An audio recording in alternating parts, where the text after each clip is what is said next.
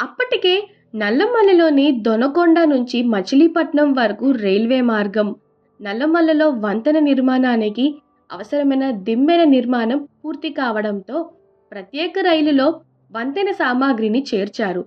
ఈ సామాగ్రిని 1884వ సంవత్సరం ప్రారంభంలో లోయలోకు సమీపంలో రైలు నుంచి కిందకి చేర్చి నిర్మాణ పనులు ప్రారంభించారు.